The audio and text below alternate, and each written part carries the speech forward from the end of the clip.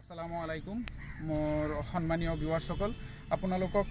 আজি নতুন এটা টপিকৰ বিষয়ে আলোচনা কৰিব গৈ আছো কাৰণ এনেকুৱা এটা মানুহ তেখেতে আগতে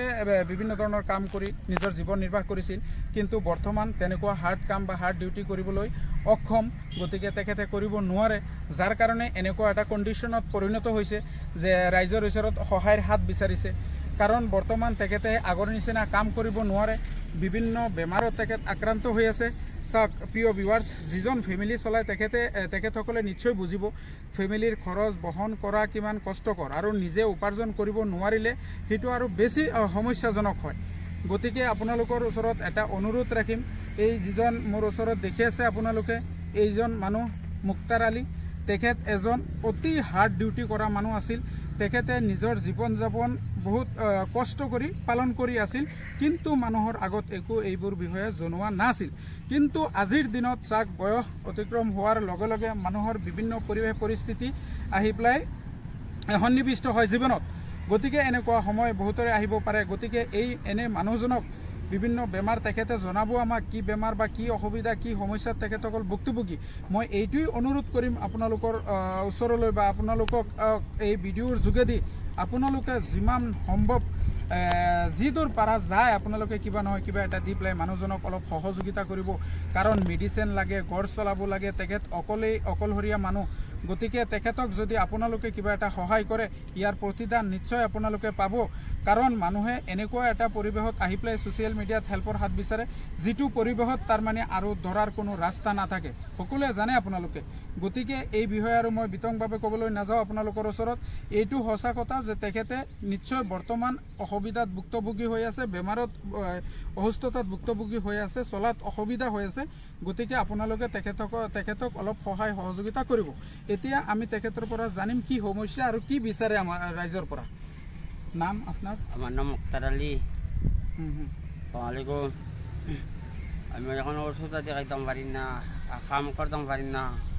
চলতাম ফিরতাম পারি না এখন তো আমরা তো সাহায্য সকাত খরাই গিয়ে আমি অতদিন আবো আসি বাঁচি এখন আমি ওষুধ আদি খাইতাম পারি না বউবাড়ি যেতাম পারি না ক্যান্সার বেমার এখানে ওই অপারেশন হয়েছে এখানে অপারেশন হয়েছে এখন বিষ বেদনা আছে আর কি এখন আমি ওষুধ আদি খাইতাম পারি না যাইতাম পারি না কাম কাজ করতাম পারি না এখন রাইজরে আমার সাহায্য সকাত করক আমি ওষুধ আদি আনিয়া খাই আর আল্লাহ নেকে দিতে আপনার ধরে সালামতে বালা রাখতা দোয়া করতাম আর আপনার দোয়া করতাম আমার লাগে আল্লাহ দিতা আমি তো ওষুধ আদি খাইতাম পারি না যাইতাম পারি না করতে প্রিয় ভিউয়ার্স আপোনালোকে তেখেতৰ কথাখিনি শুনিছে নিশ্চয় তেখেতৰ বক্তব্য হ'ল তেখেতে বৰ্তমান কেঞ্চাৰ ৰোগত আক্ৰান্ত বহুত টকাৰ মেডিচিনৰ প্ৰয়োজন হয় দৰকাৰ মেডিচিনৰ গতিকে তেখেতে আপোনালোকৰ ওচৰত বিনম্ৰভাৱে অনুৰোধ কৰিছে মোক কথাখিনি ভালকৈ বুজাই কৈছে তথাপিও মই তেখেতক ষ্টেটমেণ্টটো সন্মুখত লৈছোঁ কাৰণ ছ'চিয়েল মিডিয়াত বিভিন্ন ধৰণৰ বেমেজালিৰ সৃষ্টি হয় বিভিন্ন ধৰণৰ চক্ৰান্ত হৈ থাকে গতিকে মই তেখেতৰ নাম্বাৰটো ভিডিঅ'ত দি দিম তেখেতৰ একাউণ্ট নাম্বাৰটো দি দিম যোনে দিয়াৰ ইচ্ছা যি অলপ দিব বিচাৰে আপোনালোকে ফোন কৰি তেখেতৰ লগত আলোচনা কৰি পেলাই তেখেতৰ একাউণ্টত আপোনালোকে দিব আপোনালোকক যাৰ যিমান দিয়াৰ সমৰ্থ আছে সেই সমৰ্থ অনুযায়ী এই অসহায় মানুহজনক আপোনালোকে অলপ সহায় কৰক ইয়াৰ প্ৰতিদান নিশ্চয় আপোনালোকে পাব কাৰণ তেখেতে বৰ্ণনা কৰিলেই তেখেতৰ বৰ্তমান পৰিস্থিতিৰ বিষয়ে মই নাম্বাৰ দি দিম একাউণ্ট নম্বৰ দি দিম দয়া কৰি এই মানুহজনক আপোনালোকে অলপ সহায় কৰিব আমি ওলা চলতাম ফিরতাম পারি না ওষুধ আদি খাইতাম পারি না আর তাই দিবা মাস্টারে সকলটা দিয়া দিবা আপনার যে আমার সাহায্য সকাত কর্তা আর আমার নিয়া আমার দেবকা আমি ওষুধ আদি খাই আল্লাহ আপনার তো সালামতে বালা রাখতা দোয়া করতা আমি আসি আবো না আমি দোয়া করবো আপনার তো লাগে আমিও দোয়া করবো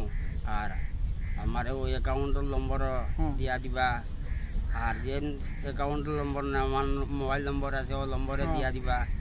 আমি ওষুধ দিয়ে নিয়ে খাইমু দোয়া করবো ওখানটা আমার সত্যি ঠিক আছে ধন্যবাদ জয়